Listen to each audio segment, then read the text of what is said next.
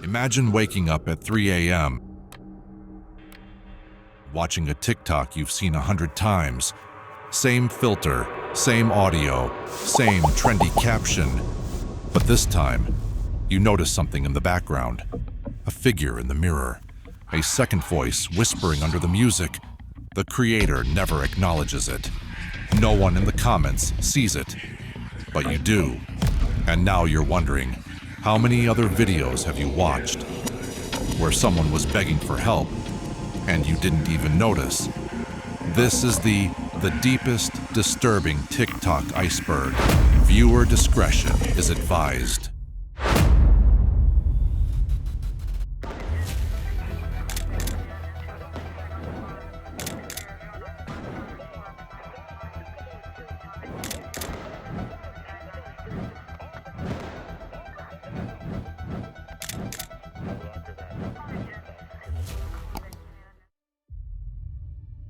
Tier 1, Case 1, Brene Kennard, Jolene Law.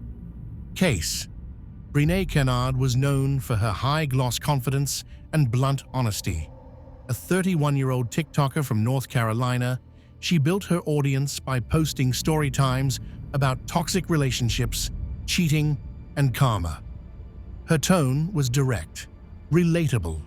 She called herself the woman scorned who fought back. Most of her followers were women, many going through divorces, custody battles, and situations they didn't talk about out loud. Her videos were often filmed in a car, sunglasses on, seatbelts strapped, parked in suburban neighborhoods with the window cracked. The tone was familiar, that friend who gives tough love and doesn't sugarcoat the ugly. Then, one upload hit a nerve. It was a video of her detailing how she allegedly exposed her married boyfriend's lies to his wife. The clip was confident, almost smug. She claimed she put the final nail in his marriage. Brene said she called the wife, sent screenshots, and even showed up at her job to warn her woman to woman. Comments exploded. Some called her brave. Others said it sounded like revenge. It went viral fast, pulled into divorce forums, Facebook mom groups, and cheating expose compilations. Then, the wife found the video too. And unlike the internet, she had legal standing. Within weeks, Brene was served. The man's ex-wife filed a lawsuit in North Carolina under a rare but active statute, alienation of affection, a law that allows a spouse to sue a third party for stealing love or contributing to a failed marriage.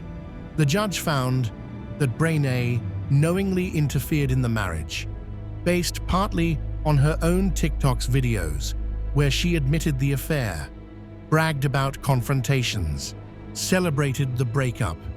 It was all on record. Footage once posted for likes became courtroom evidence. The judgment was brutal. Brene was ordered to pay $1.75 million in damages, $750,000 in compensatory damages, and $1 million in punitive damages. When the verdict hit the press, headlines dubbed it the Jolene Law ruling, referencing the Dolly Parton song about begging a woman not to take your man. But this wasn't a country ballad. It was a modern, cautionary tale. A TikToker who went viral for telling her truth now owed nearly $2 million for it. The backlash came fast. Her comment sections turned cold. Some deleted old praise, replaced with mockery. Others used her clips in warning compilations, stitched next to captions like, "Don't overshare your drama online." Her uploads slowed. Her bio changed. No more car talks, no more self-made vengeance narratives. The case became a digital landmark. It raised questions about oversharing, revenge, and how TikTok content can backfire in the real world. And for Brene, a woman who built a platform on exposing other people's lies, the most damaging evidence was her own voice, recorded, uploaded, and now archived in court records forever. Case 2, Marlena Velez, shoplifting TikToker arrest. Marlena Velez was known for her chaotic energy. In her early 20s, based in Cape Coral, Florida, she carved out a niche on TikTok as the kind of creator who lived out loud. Her content was raw, fast, and unapologetic. Part fashion haul, part vent session, part adrenaline. Her followers praised her boldness, especially the younger crowd drawn to her filter-heavy posts and carefree rants filmed in store aisles, parking lots, and bedrooms cluttered with shopping bags. Her uploads were messy in a way that felt real, but that mess would eventually become evidence. In late 2024, the tone shifted. Videos began to show her walking out of Target stores with bags full of products, beauty items, electronics, home goods. There were no checkout clips. Instead, her audience saw the after-car shots with merchandise and captions that blurred the line between humor and admission. Investigators reviewed her TikToks alongside security footage. They discovered that she had been using false barcodes at self-checkout kiosks to pay pennies for items worth hundreds. The method was quiet, but the content wasn't. The Cape Coral Police Department linked the footage to their store records. She had posted the location by accident. In a background mirror, her clothes, hair, and timing matched surveillance. She was arrested at her home in Cape Coral and charged with retail theft. The total estimated value of stolen merchandise exceeded several $100s. She was released on probation and remained active online, but the content changed. Less open, less direct. Then, in 2025, it escalated again. On September 29th, officers attempted a traffic stop on Cultural Park Boulevard. Marlena fled. 2 weeks later, on October 12th, she was found during a traffic stop, hiding in the floorboard of a vehicle's back seat. She was arrested on the spot. The charges now included violation of probation and fleeing police. This time, she wasn't released. She remains in custody at the Lee County Jail. What started as content turned into surveillance. Her audience had unknowingly watched her build a case against herself. Video by video, item by item, each post helped map her movements, her behavior, and her pattern. By the time law enforcement acted, the digital trail had already built the story. Her videos were deleted. The account went silent. Comment threads that once praised her style now linked to arrest articles. Screenshots circulated under new captions, not haul, but evidence. The most striking part of her rise and collapse is how seamless the transition was. From content to confession, from influencer to inmate, and how no one watching could say they didn't see it coming. Case 3, TikTok star charged in therapist's murder. Terrion Thomas was a 20-year-old social media creator in Louisiana with a massive TikTok following under the name Mr. Prada. His content primarily featured relatable, comedic skits and commentary on topics such as school, social media use, trends, and dating culture aimed at a Gen Z audience. He was a controversial figure in the online community due to accusations of copying other creators' content, which generated a popular internet meme where other users would label themselves Mr. Prada victims. Friends described him as outgoing, ambitious, and always chasing the next viral moment.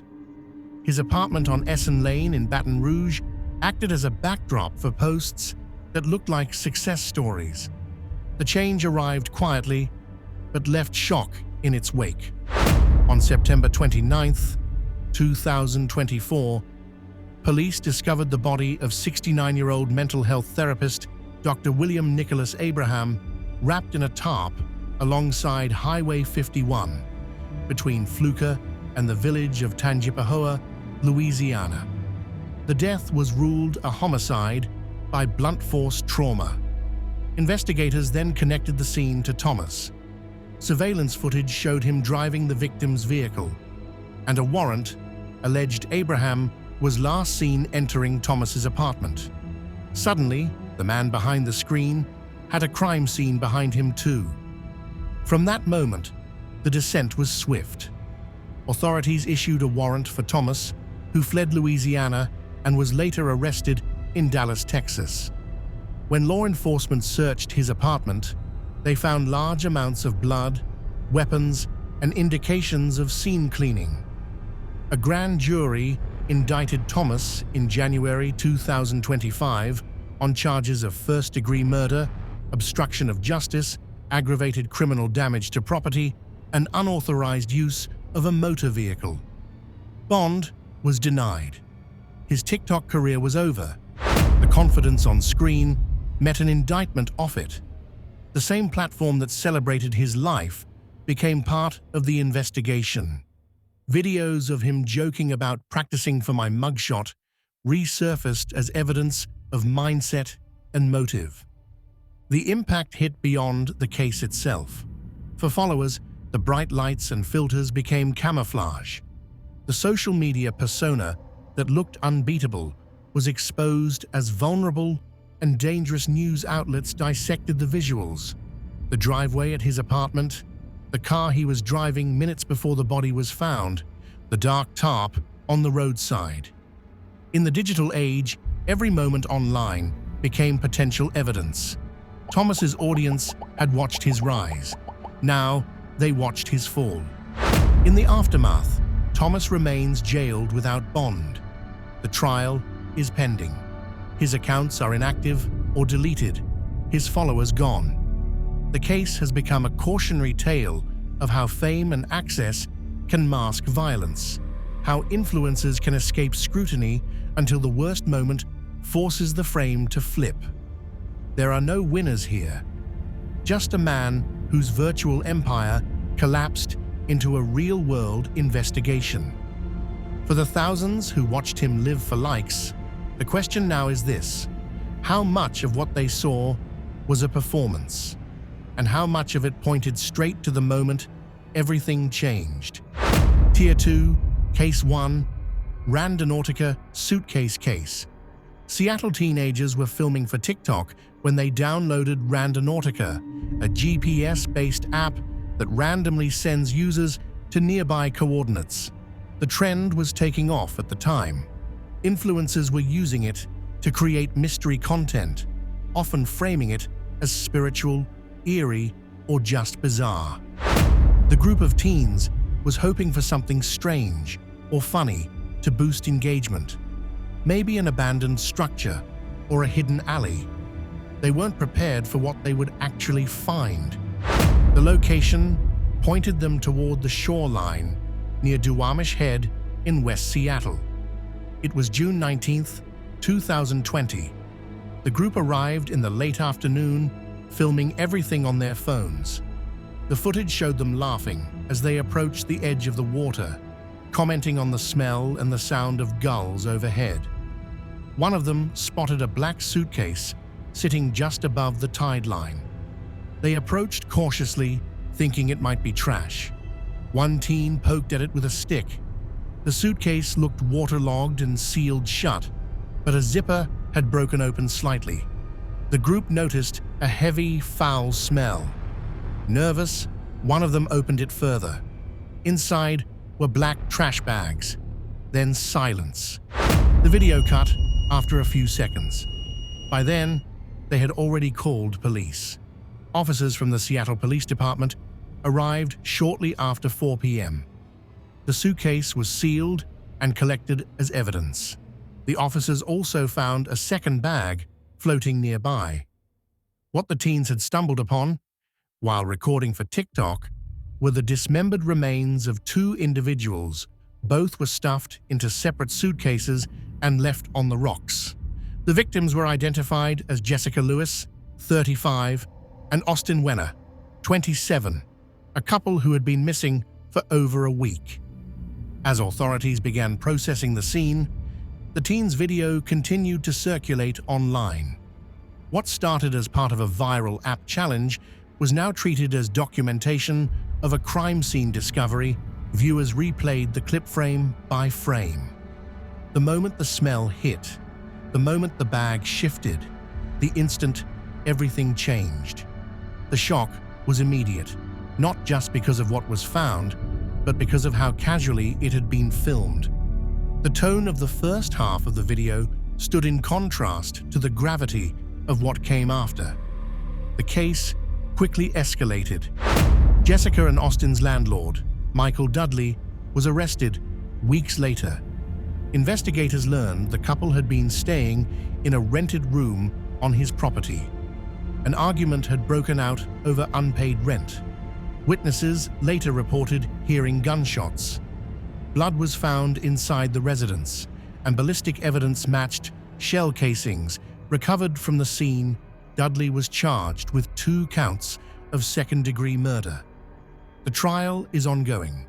The video remains one of the most unsettling moments in TikTok history, not because of gore, but because of how ordinary it looked at first: a random location, a casual walk, laughter, then silence, and a suitcase that should have never been opened. Tier 2, Case 2. Ali Abulaban, Jinnkid. Ali Abulaban was a content creator with hundreds of thousands of followers under the name Jinnkid. His videos were fast-paced, impersonations of Scarface, skits about jealousy and power. To viewers, he was entertaining, intense, maybe a little volatile, but safely behind a screen. Off-camera, the tension was real. He had recently moved into a luxury apartment in San Diego with his wife, Anna, and their 5-year-old daughter. But the relationship was unraveling. She had asked for space. He had been kicked out of their unit, and instead of leaving, he made a copy of the key. It started on October 21st, 2021. Ali entered the apartment without permission. He waited. Anna wasn't alone. She was there with a friend.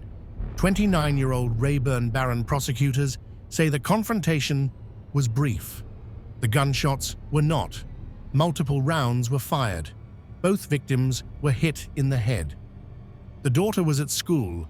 Ali fled the scene, but not before grabbing Anna's phone and logging into her Snapchat, as if he needed to see what she'd last shared.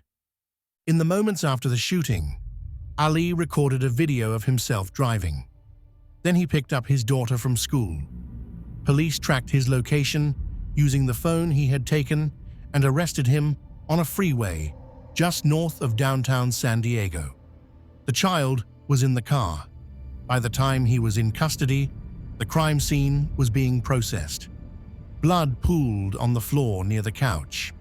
Neighbors reported hearing an argument, followed by rapid gunfire. Shell casings were collected from the carpet. Investigators reviewed his digital footprint. He had installed a listening device on his daughter's tablet, allowing him to hear what was happening in the apartment even when he wasn't there.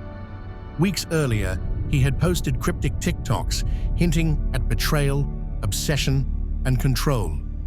One of his final uploads before the murder was captioned in a way that later felt like a warning, not a skit his followers hadn't noticed.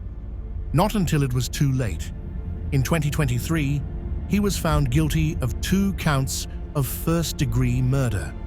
In court, prosecutors described the attack as premeditated. The copied key, the bugged device, the timing. He had waited for her. The jury didn't deliberate long. He was sentenced to life in prison without the possibility of parole. The trial revealed how deeply blurred the line was between his online persona and his real behavior. He had recorded fake arguments for views, while living through real ones in secret. The account no longer exists.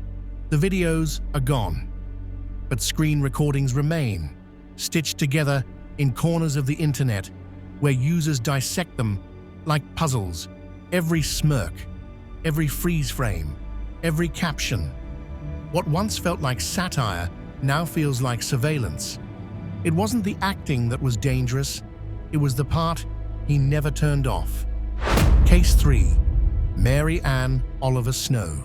Mary Ann Oliver Snow was a known name in online cosplay circles. Under the usernames Snow the Salt Queen and at yandere.freak, she had amassed over 1.6 million TikTok followers by 2021. Her content was stylized, dramatic, and often portrayed exaggerated characters from anime and gaming culture, dark-eyed villains, obsessive archetypes, intense expressions paired with haunting filters. The tone was theatrical, but always controlled. Her fans saw her as quirky and creative, a creator unafraid to embrace the darker side of fiction. Offline, she lived in Houston, Texas, and kept a circle of close friends who often appeared in her posts. In January 2021, the theatrical blurred into something irreversible. On the night of January 17th, Snow was hosting a group of friends at her home.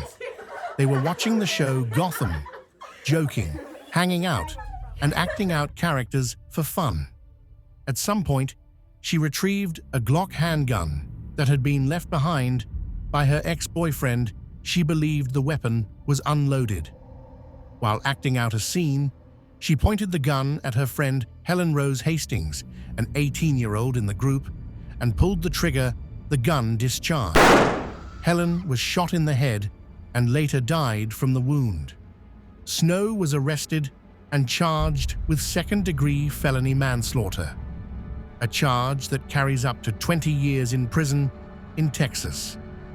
She was released on a $20,000 bond shortly after her arrest. Court records revealed that she violated her bond conditions several times over the following months, including failing to charge her GPS monitor and breaking curfew. These violations prompted warnings from the court, though she remained out of custody pending trial. During this period, she continued to post to TikTok, styling wigs, lip-syncing audios, returning to her usual content as though the shooting had never occurred. The backlash was immediate. Former fans turned critical. Her posts were re-shared with captions questioning her accountability. Her follower count began to fall. By the end of 2021, her social media accounts were deactivated. In the months that followed, public interest in the case spread beyond the cosplay community. News outlets picked up the story, reporting on the blurred line between performance and recklessness. Observers noted how the stylized persona she built online had spilled into a real-world tragedy. Court records from 2022 show that the case remained open with no publicly announced verdict or sentencing outcome. As of the latest available records, she has not been sentenced, and the trial outcome is sealed or pending. What began as a casual night among friends ended with one dead, one charged, and a fan base fractured by reality. The performance stopped, the wigs came off, and behind the screen, there was no script, just a firearm, a mistake, and a life that couldn't be rewound. Case 4, Louise Cam case, £4.6 million, property fraud murder. Louise Cam was 71 years old, living in Potters Bar, Hertfordshire. She had once built a modest business in catering, then moved into property through buying and renting homes. She owned a 3-bedroom house in Barnet and another shop with flats in Villersden. To friends and family, she seemed prudent and opportunistic in a comfortable way. She wanted to secure her future and help her 2 sons. The houses were part of that plan, quietly managed, assets working for her. Everyday life for Louise was normal. A morning coffee, tenant correspondence, visits from her sons. She wasn't flashy, but she was in control. Then came the lure. In early 2021, a man named Qusay Al-Jundi approached Louise under the guise of a business opportunity. He claimed to have a wealthy girlfriend who who would invest millions so Louise could sell her properties at a premium and buy more homes for her sons. It looked like a win-win. Louise met him at her Barnet house. The meeting seemed routine. Coffee in the kitchen, paperwork laid out on the dining room table. She signed a lasting power of attorney and handed over keys. The trigger moment came on the 26th of July, 2021. Louise entered her Barnet home and was never seen alive again. CCTV captured her walking in with Al-Jundi. She did not leave. This ordinary doorstep entry became the last frame of her life. From there, the descent was brutal. Investigators uncovered how the plan had been a long con. Al-Jundi and his accomplice, Mohammed El Aboud, orchestrated a fraud valued at approximately £4.6 million. They tricked Louise into giving up control of her properties, then moved into the Barnet house, sold her BMW, and posted brash TikToks showing them living large. Then came the deception. Messages sent from Louise's phone told her son she had gone to China. Meanwhile, her body was strangled with a hairdryer cord, wrapped in a duvet, stuffed into a wheelie bin, and dumped. DNA, surveillance, phone data, and property records exposed the atrocity. Everything that looked like a property deal disguised murder. The impact hit hard. On 19th January 2023, the Old Bailey found both men guilty of Louise's murder and the fraud plot. Each was sentenced to life in prison with a minimum term of 35 years. The judge described the crime as rooted in greed taken to extremes. Her sons were left with disbelief. The estate she tried to protect became the scene of her death. The videos made by the offenders, including one of El Aboud dancing in her driveway shortly after her disappearance, shocked the nation. The fraud literature turned into a murder investigation and a warning for anyone who trusted too easily. In the aftermath, Louise's life savings were wiped out. The Barnet house remains part of forfeiture procedures. The case became a landmark, the convergence of property fraud, elderly victim exploitation, social media proof guilt, and violent murder. It stands as a cold reminder that opportunistic criminals exploit trust, assets, and weakness. And for Louise, the ordinary morning rounds of rent letters and tenant checks end in a door that was never reopened. Tier 3, Case 1, Deno and Zara case. Deno and Zara's TikTok presence gave the impression of closeness. Their content was raw but charming. Car rides, grocery runs, subtle matching outfits. Zara, known for her low-key fashion videos and warm demeanor, balanced Deno's humor and quick cuts.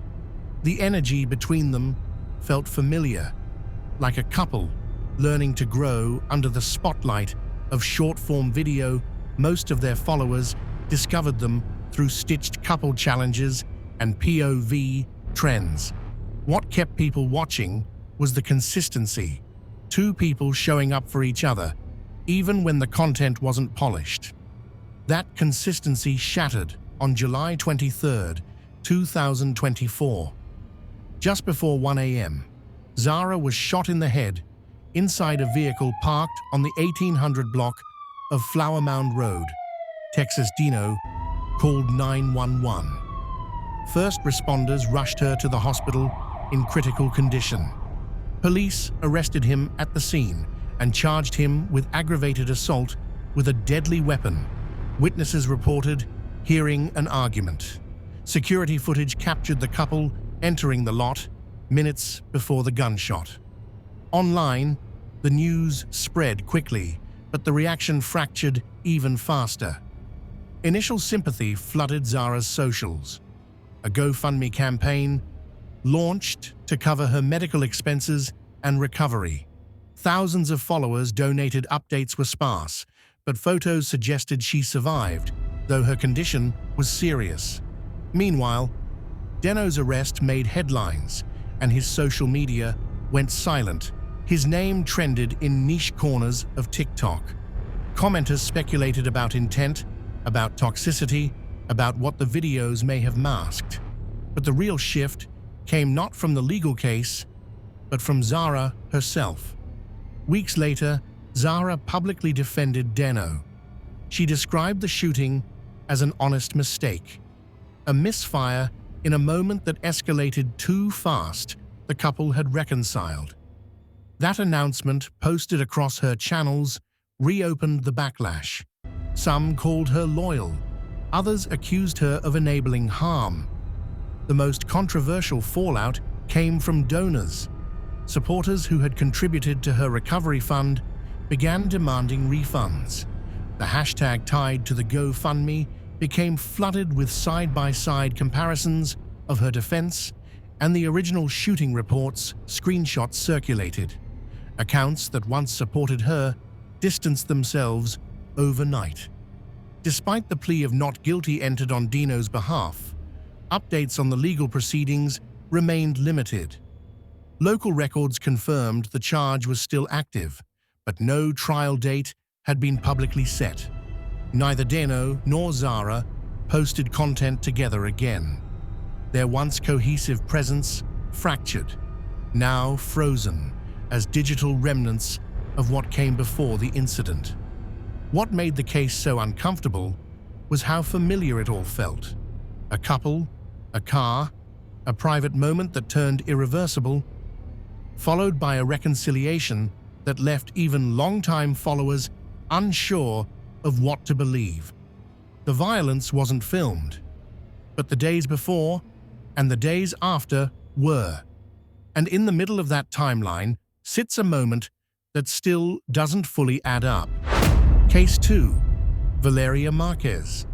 Valeria Marquez was a 23-year-old beauty influencer based in Zapopan, Jalisco, Mexico. She ran her own salon, Blossom the Beauty Lounge, in a trendy suburb of Guadalajara, and on social media, she shared makeup tutorials, day-in-the-life clips, and snapshots of her entrepreneurial progress.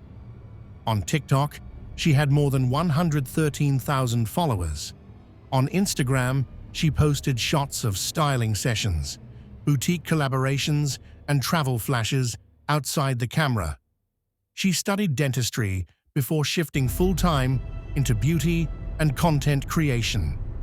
She laughed easily, enjoyed coffee with clients, and had recently secured local modeling work. Her world looked bright, ambitious, and steadily moving upward. The change came mid-afternoon on May 13th, 2025. Valeria was live streaming inside her salon when a delivery man walked in. The clip began with her holding a stuffed pink pig and chatting to the camera. Then the door buzzed. The visitor asked for Valeria by name. She adjusted the phone, paused, and glanced toward the entrance. At that moment, less than 10 seconds later, a masked man appeared beside the delivery figure, drew a gun, and fired. Valeria collapsed forward, the phone's live feed still spinning. A shot to the chest, another to the head. The stream ended when a co-worker reached over the phone. The moment online shifted instantly. What had looked like a regular business moment became a murder captured live. After the shot, chaos swallowed the scene. Clients and staff screamed. The masked man fled on a motorcycle. Another getaway vehicle was seen on security cameras. Emergency responders arrived and pronounced Valeria dead at the site. Investigators traced the clip, the entry point, the visitor's bag of coffee, and plush before the gunfire. Footage from surrounding shops showed two suspects outside the salon minutes beforehand. The regional prosecutor's office declared the probe under femicide protocols, acknowledging the possibility her gender played a role in her killing. Meanwhile, the TikTok video circulated, screen-recorded, and shared, dissected frame by frame by viewers asking, what did she know? What did she fear? The impact reverberated nationally. Mexico's authorities and media treated the killing as both a crime and a symbol. The US Treasury later referenced her death in sanctions against leaders of the Cartel de Jalisco Nueva Generación. Her social media accounts were shut. Millions of messages of grief and outrage flooded online, and flowers gathered outside her salon with a mix of tribute and protest. At the same time, questions swirled. Why she, who seemed so visible and empowered, became a target. The scene that began with candid content ended in violence, visible to watchers in real time. Valeria's followers were left haunted by one image, a beauty entrepreneur's live stream frame, freezing in the moment before the gunfire. Her online life changed from curated to catastrophic in seconds. And the question remains, in a world where we record and stream ourselves so often, how close are we to the moment when the play button loses meaning? Because what happens next isn't content anymore. Case 3. Mariam Cissé, executed during live stream. Mariam Cissé was a young influencer in her early 20s from the village of Tonka in Mali's Timbuktu region. On TikTok, she had more than 140,000 followers and gained attention by posting everyday life in her community. Market scenes, family farm work, and the small joys of rural life. Her presence was distinctive. She sometimes wore military-style fatigues and spoke openly about her support for her country's armed forces. Behind the filter, she was part of a generation of young Africans using social media to tell their stories, build visibility, and claim space in regions often left out of global conversation. The moment everything turned came with terrifying speed. One afternoon, while Mariam was streaming live on her phone, she was at a weekly market in the town of Echel. A group of armed men approached. They led her away in front of the camera. Minutes later, the live stream cut out. The next day at dusk, local officials say the same men brought her back to Independence Square in Tonka and executed her publicly in front of a crowd. The clip of her talking to her followers, then being taken, remains in circulation online in fragments. What began as a community live stream ended as a documented crime scene. Once the footage made its way into media outlets, the descent accelerated. The local mayor reported her abduction on Friday, the execution the next day. A grim echo in a country already struggling with jihadist violence and weak governance. Mariam's social media history was studied. Videos where she wore military camouflage, posts where she praised Mali's army. Analysts believe that those posts may have made her a target. News articles linked the execution to the armed group Jamaat Nusrat al-Islam wal-Muslimin, JNIM, an al-Qaeda affiliate active in that region. In a matter of hours, Mariam's name shifted from local influencer to symbol of a deeper crisis. The impact hit hard both locally and globally. The live stream itself became proof of how exposure online can lead to vulnerability in real life. The marketplace where she posted, the square where she died, all visible, all recorded. Her followers watched, screenshots were shared, hashtags spread. In the region where women's voices are often silenced, her death sparked outrage. International human rights groups and media condemned the execution. Her story became part of the broader narrative of what happens when social media meets conflict zones. And for many, the image they carry is of her phone still rolling when freedom ended. In the aftermath, the social media profile that once buzzed with life went silent almost immediately. Mariam is dead. No one has publicly claimed responsibility for the killing journalists, and analysts say the case remains unresolved, a chilling reminder of how dangerous visibility can be in regions under armed control. The camera captured more than her story. It captured her final minutes. And the question lingers: what happens when streaming becomes a risk, not a platform? Tier 4, Case 1. Fahad, Iraqi TikTok star shot dead. Fahad, born Ghufran Mahdi Sawadi, was one of Iraq's most recognizable TikTok stars. She lived in Baghdad's Zayuna district, and her content stood out for its confidence and style. She often filmed herself dancing in designer clothing, showcasing her Cadillac SUV, or posing in fashionable outfits inside shopping centers and lounges.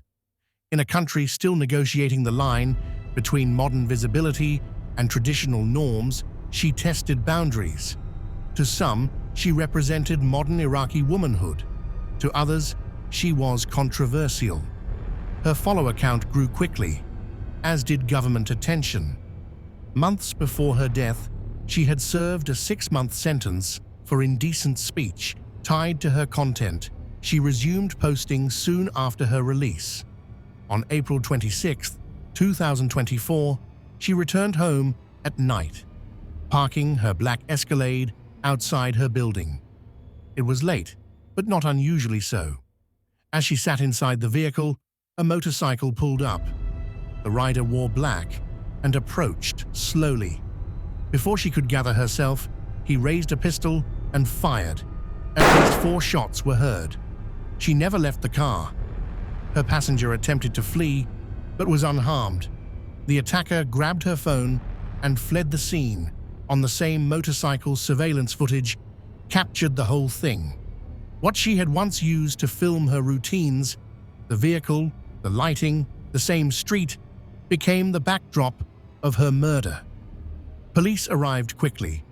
The scene was sealed, and her body was removed under media floodlights. Her face, once seen smiling in clips and beauty tutorials, appeared across national headlines by morning security footage, and eyewitness reports were reviewed, and a specialized team was assigned to the case. Local law enforcement operated under femicide protocols, acknowledging that her death may have been influenced by her gender, public image, and past legal trouble. No one was arrested. No group claimed responsibility. Online, the reaction was immediate. Her TikTok profile vanished, but reposted clips of her final days circulated widely. Some called her a martyr of free expression. Others blamed her content. Comment sections turned volatile. Within hours, her death was added to the growing list of murdered or threatened Iraqi influencers, a chilling pattern of targeting women who refused to disappear. International organizations condemned the killing, calling it evidence of collapsing protections for women in the public sphere. The impact wasn't just about the act, it was about how normal it had become. She was killed at her home, in her car, in a space she once used to build her life. For her followers, the silence left behind felt unbearable. What used to be a place for entertainment was now an archive of foreshadowing. As of the latest public records, the case remains unsolved. Her name joins others who blurred the line between personal freedom and public risk. And for many, the most haunting detail is this: she died the same way she lived, on camera. Case 2, Blackout/Pass-Out Challenge deaths. Before the headlines, it was just a trending filter. Kids were filming dance routines, sleepovers, pranks, and challenges. Harmless fun, or so it seemed. On TikTok, trends spread like sparks. The Blackout Challenge was no different.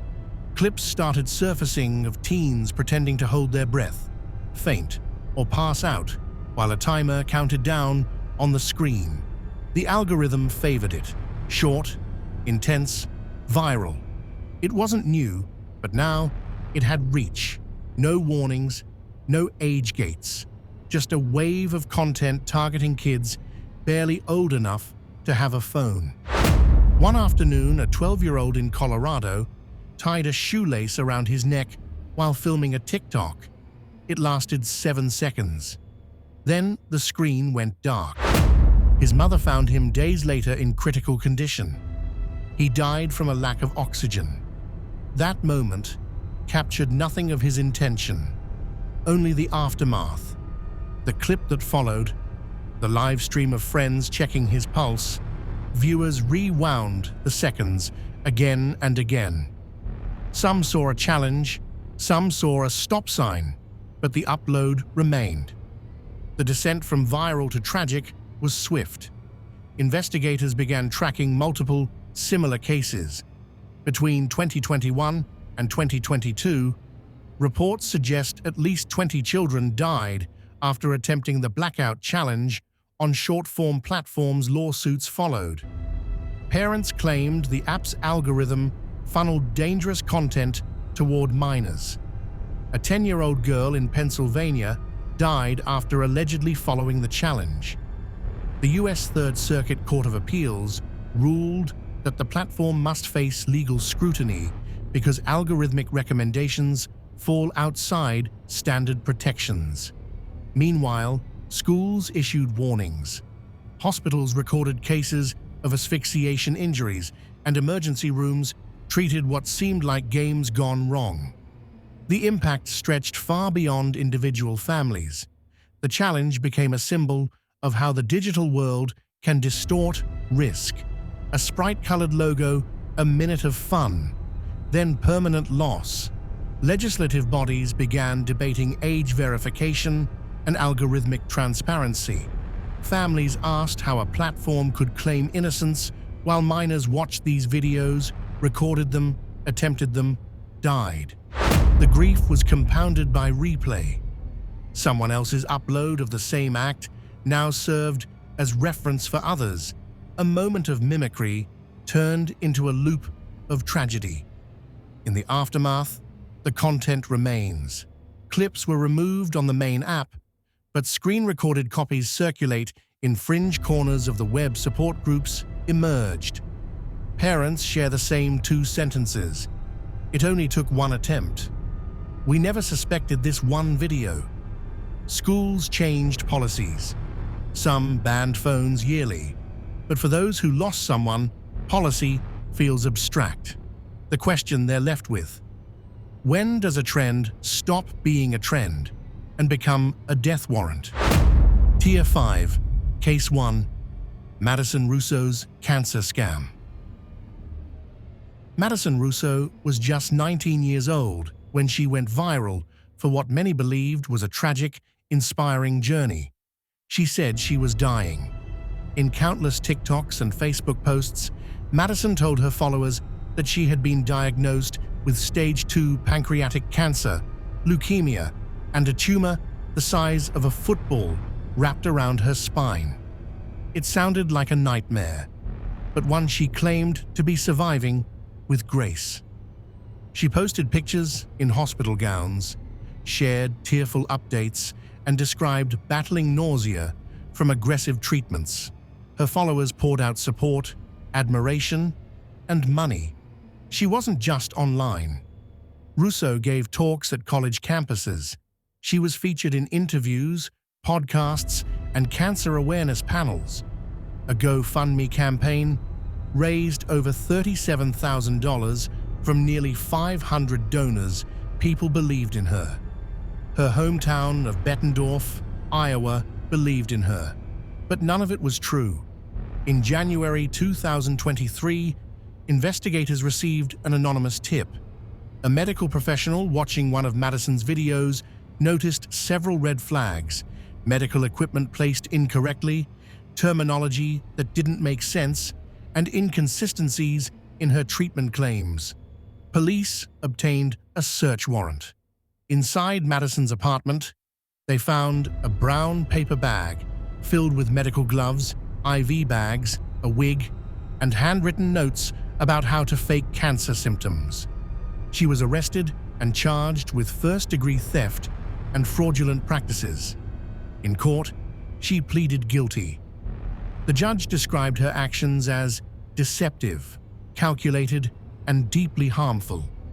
She received a 10-year suspended sentence, was fined, and ordered to complete 100 hours of community service. But she avoided prison. The backlash online was instant and severe. Many of her former followers felt violated. Survivors and families of real cancer patients called her actions evil, exploitative, and disgusting. The story went viral again, this time under a very different headline. Madison Russo's lie wasn't just a scam. It was a betrayal of every person who's ever sat in a chemo chair, counted their hair in the sink, or heard a doctor say, "You have cancer." She took the face of a tragedy and wore it as a costume. Case 2, Asha Sarnaya, France, September 10, 2025. Asha Sarnaya was a 45-year-old Chaldean Assyrian Christian refugee living in Lyon's 9th arrondissement. Confined to a wheelchair, he fled Iraq in 2014 after Islamist militants threatened his family. In France, he adapted quietly, hosting modest live streams on TikTok in Arabic, discussing his faith, singing hymns, sharing subtle reflections about exile and belonging. His followers weren't huge, but many trusted his calm voice and gentle presence. His apartment building on Rue Sergent-Michel Berthet was unremarkable, his day-to-day life steady.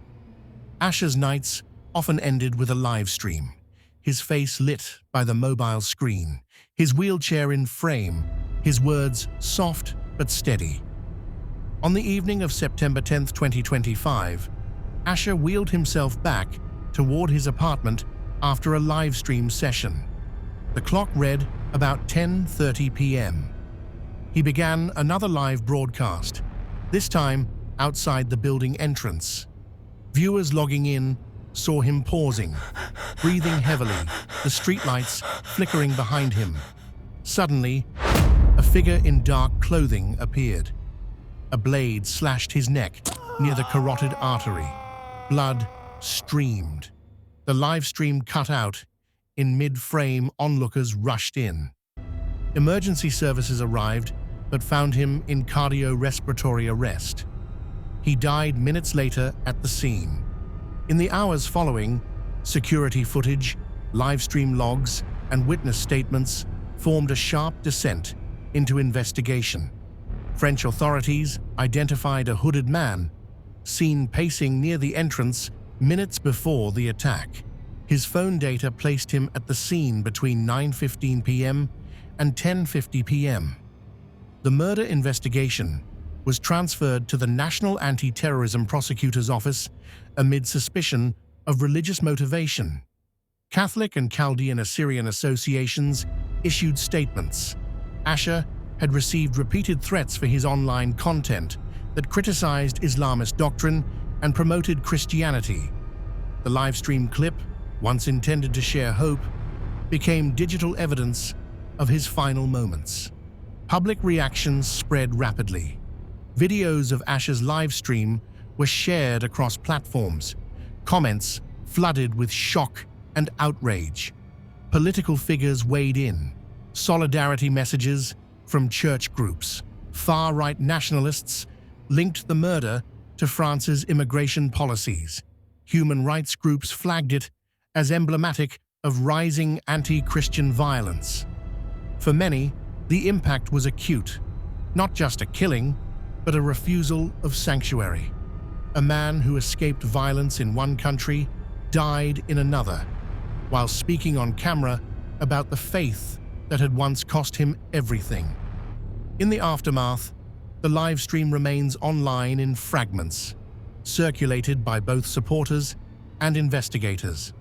A suspect, an Algerian national, was arrested in Italy in early October, extradited to France, and charged with assassination in relation to a terrorist enterprise. But the motive remains unconfirmed. No verdict yet. Asha's sister and his community say his death was a message to anyone who used their voice in the digital space. The comments still thread his handle. The live stream still plays, and the question lingers. In a world where the camera captures everything, can faith ever be truly safe when it is broadcast? Tier 5, Case 3, Skullbreaker Challenge. At first glance, it looked like every other trending video. High schoolers in gym class, a hallway, a smartphone balanced on a backpack. Laughter teens lining up for a silly new challenge. But beneath the surface of those viral clips was something darker, something that would leave children hospitalized and families in shock. The Skullbreaker Challenge wasn't a stunt. It was an ambush, and the consequences would be irreversible. It began on TikTok in early 2020, reportedly first surfacing in Venezuela before spreading rapidly across the United States, Canada, and the UK. The setup was deceptively simple. 3 people stand side by side. The person in the middle is told to jump straight up. As they leap, the 2 on the outside swiftly kick their legs out from under them. The result? The center person slams backward to the ground, often with no way to brace themselves. Many weren't in on the joke. They didn't know what was about to happen until their heads hit the floor. Videos multiplied. Some were staged for laughs, others clearly real. In one case, a Florida middle school student fractured his skull on school property. In New Jersey, a teenager lost consciousness after striking the back of his head on concrete. A 12-year-old girl in Arizona had to be rushed to the hospital after suffering a severe concussion and seizure.